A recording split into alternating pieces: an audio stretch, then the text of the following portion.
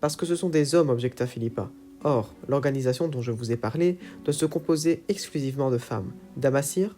Je retire ma question, déclara en souriant la magicienne de Nilgard. Elle rejoignait celle de Dame de Tancarville. La réponse me satisfait. Mais afin que cela frise le chauvinisme féministe, dit Sabrina Clévissig d'un ton railleur, surtout dans ta bouche, Philippa. Après ton changement, ton orientation érotique, je n'ai rien contre les hommes. Mieux, j'adore les hommes. Je n'imagine pas ma vie sans eux. Mais après réflexion, c'est en somme un sage concept. Sur le plan psychique, les hommes sont un peu stables. Trop sujets à l'émotion. On ne peut pas compter sur eux. En période de crise, par exemple. C'est fait, reconnut posément Margarita Loxanti. Dans la saga du sorceleur, au-delà de la fantaisie, de la force, de l'homme ou encore les guerres nordiques et les enjeux politiques, il y a un élément fondateur dans la saga qui est tout simplement la force féminine. Bien que la saga est composée avec des hommes et des femmes, je suis presque convaincu que la majorité des personnages sont composés de femmes. Déjà, si on retire le fait que les personnages que l'on voit rapidement sont des femmes, si on devait prendre tout simplement les personnages principaux, on est déjà sur une plus de vingtaine, déjà en comptant la loge des magiciennes et les magiciennes qui sont encore debout dans les 4 premiers livres avant le soulèvement de Thanedd. S'il y a bien une chose que dans la saga du sorceleur j'ai appris, c'est que les femmes sont plus que respectées dans la saga. Andrzej Sapkowski a fait preuve de énormément de courtoisie envers les femmes. Il les a mis même sur un piédestal. Et c'est bien ce que nous allons voir aujourd'hui. Tout d'abord, avant de commencer cette vidéo, je tiens à vous préciser que nous n'allons pas parler cette fois-ci de Geralt de Rive ou d'autres personnages masculins.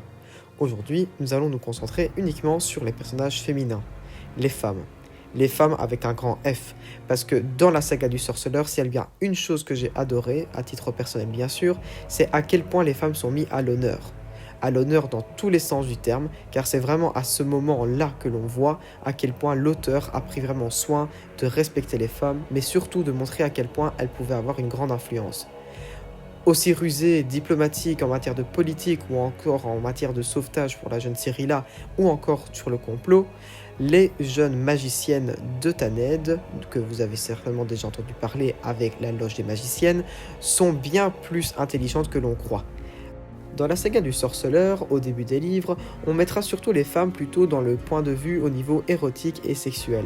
Même si cela est fait au début des livres, cela n'est pas la même chose à partir du Sang des Elfes, le 3e livre. Geralt de Rive, qui n'hésitera pas à avoir plusieurs conquêtes avant Yennefer de Wengerberg, qui d'ailleurs est beaucoup mentionné dans le 1er et le 2e livre, se calmera un petit peu avec le temps. C'est d'ailleurs à ce moment-là où on voit à quel point la place de la femme est très très importante, et pas importante dans justement le même concept que du 1er livre, qui pourrait notamment refroidir la majeure partie des lecteurs.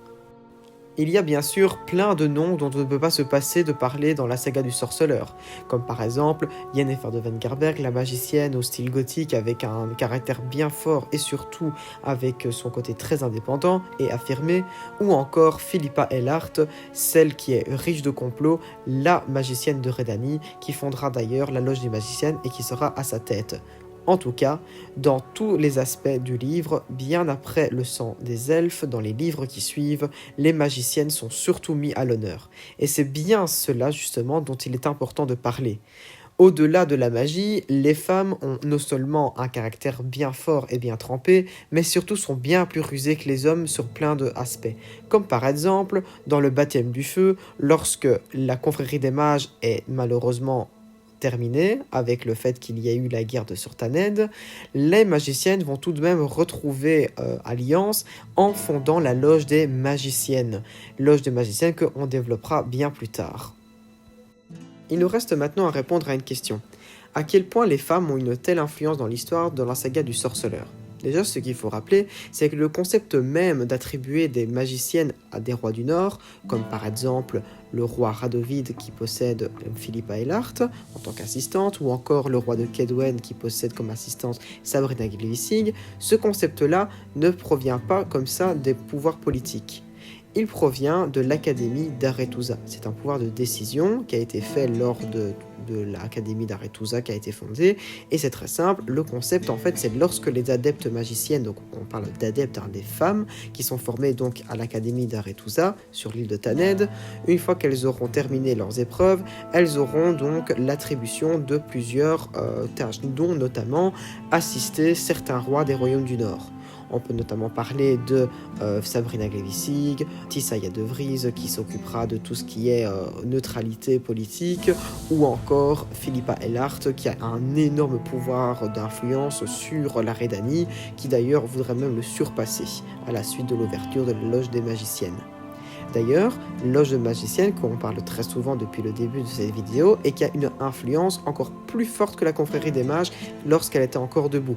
On peut notamment citer, lors de plusieurs moments, on voit dans le livre que, intrinsèquement parlant, plusieurs magiciennes qui composent la loge des magiciennes ont influencé les rois du Nord, mais également Fringilla Vigo et Assir Varanaïd, qui ne fait pas exclu, dont notamment lorsque Assir Varanaïd et Fringilla Vigo rapporteront des informations précieuses. Au-delà de l'aspect politique, nous pouvons notamment rappeler plusieurs profils de personnages féminins qui auront marqué l'histoire, comme par exemple Renfri, née sous le soleil noir, au tout début des livres dans le dernier vœu, un recueil de nouvelles d'ailleurs qui est incroyable, l'une des nouvelles d'ailleurs qui je trouve la plus incroyable dans le premier livre, qui sera une force féminine incommensurable, bien au-delà que de l'amour partagé par Geralt.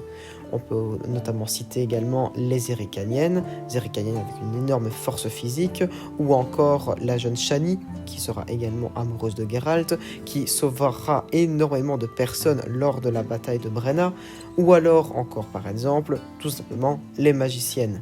On peut notamment citer Corail, qui est dans la saison des orages, qui est un peu plus détaillée dans la saison des orages avec Geralt de Rive, qui sauvera énormément de femmes pour leur aider dans l'accouchement, ou encore Tissaia de Vries, qui est à l'œuvre bien sûr dans la série Netflix, ou encore par exemple qui aura créé l'Académie d'Arethusa sur Thanedd.